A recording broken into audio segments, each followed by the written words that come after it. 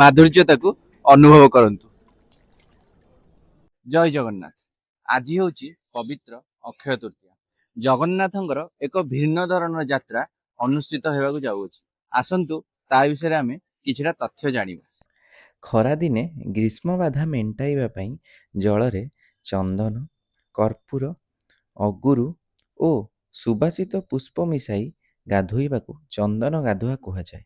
କିନ୍ତୁ ସାଙ୍ଗମାନେ ଓ ନିଜ ଲୋକମାନଙ୍କ ସହ କୌଣସି କୁଣ୍ଡ ଓ ପୁଷ୍କରିଣୀରେ ଗାଧୋଇବାକୁ ଚନ୍ଦନ ମେଳି କିମ୍ବା ଚନ୍ଦନ ଯାତ୍ରା କୁହାଯାଏ।